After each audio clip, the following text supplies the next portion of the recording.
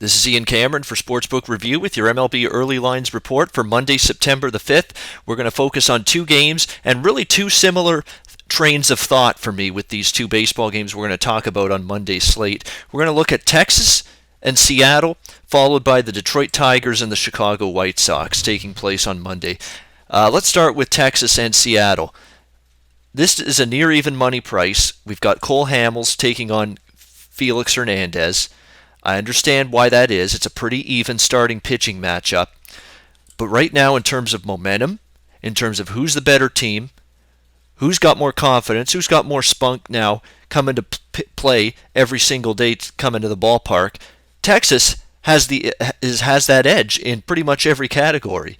The starting pitching matchups, I devalue them in the month of September more than any other month in baseball, because in September, I am not focusing in as much on the starting pitching matchup as I do, say, in April and May. It's factored into the number. I want teams that are hot. I want teams that are playing well. I want teams that have something to play for. I don't want teams that are cold. I don't want teams that are, falling apart and crumbling under the pressure of trying to make the playoffs.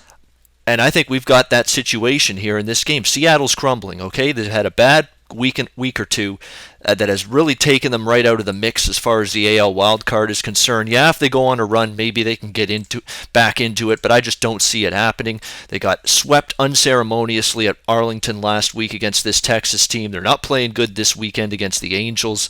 I think this Seattle team is just a flatliner. I think they're a bet against team the rest of the month as far as I'm concerned, including right here in this matchup. And what can we say about Cole Hamels? On the mound here for Texas, 1.91 ERA for him on the road. Texas is 20-7 with Hamels on the mound, 10-4 with him in 14 road starts by Cole Hamels. Yeah, he got hit around by Seattle last week. There's no denying that. 6 runs in 4.1 innings. But this is a pro. This is a veteran.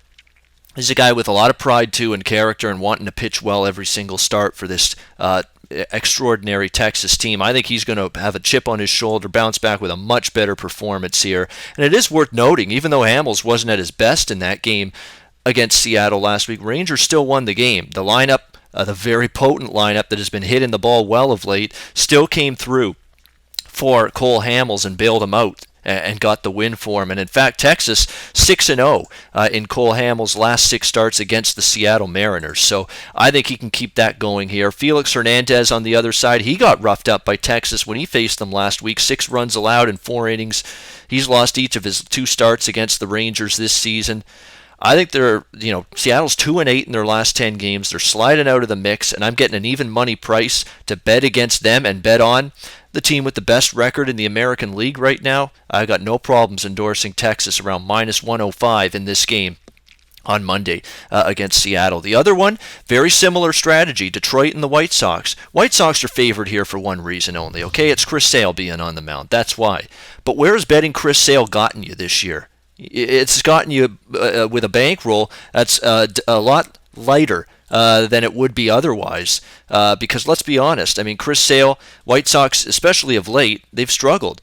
Chris Sale's the White Sox have a 16-10 overall record with Chris Sale on the mound. But you look at the last 10 starts, or the last 9 starts rather, that Chris Sale has made. White Sox are just 2-7 in those games. 2-7 in Chris Sale's last 9 starts. And considering the fact that he's often priced a little bit more heavily, it's not doing anything for your bankroll betting on Chris Sale start in, start out recently. That's for sure. He has pitched well in a lot of those starts. He's allowed 3 runs or less in a lot of those games that Chicago hasn't been winning for him. The problem is, again, the starting pitching matchups factored into this line, but the total Chicago package is a mess. And that's why they've still been losing with Sale on the mound. Their lineup is very spotty, very erratic, and it's been slumping for the better part of the season. And the bullpen is pathetic, okay? It's completely out of gas. They don't have a lot of quality arms left in that pen at this stage of the season, and as a result, you're seeing Chicago blow a lot of games late. I mean, we've seen it time and time again. Chicago White Sox got swept by the Tigers at Comerica Park last week. I don't think it's going to be any better for them here in this series at home at the Cell here in Chicago. And let's be honest, Detroit they've got everything to play for right now. They are in just an absolutely incredible battle for a wild card spot in the American League. There's so many teams in that mix. Baltimore, Yankees are in the mix still. Detroit, Kansas City, don't forget about them. They've still got a chance. Houston, you go on down the list. It's like a sprint to the finish line now for who's going to get a wild card spot in the American League. So these are important games for Detroit. They got to keep winning them, and Detroit is playing good baseball right now amidst the pressure of trying to get a wild card spot. They're 7-3 in their last 10 games. Justin Verlander is going to be on the mound. What a resurgence for him this season. He's got a 3.30 ERA. Tigers have won 6 of his last 8 starts. Verlander's really been even better, actually, in the short term. He's allowed 5 runs in his last 20.2 innings of work. How about 2 walks to 22 strikeouts during that span? That's pretty darn good, if you ask me. Chris Sale or not, wrong team's favored here, okay? The complete package, even with Chris Sale on the mound, should not be minus 120 here against the Detroit Tigers, the way the Tigers have been going, and with what the Tigers still have at stake. They've got a lot to play for, I think. And Justin Verlander, to me, there's not much of a starting pitching edge here. Verlander's been great, even if Chris Sale pitches well. And again, edge has to go to Detroit in the latter stages. I trust their bullpen, which has been better of late against the White Sox. Just flammable bullpen on the other side. So yeah, Detroit plus 110. I can get plus 110 at the Greek. You can get anything really in the plus 105 to plus 110 range with the Tigers in this game. Sign me up. Tigers plus price underdog against the Chicago White Sox on Monday. Those are the 2 games that really stuck out to me more than anything else. There wasn't a whole lot else out there on the Monday card as far as I was concerned.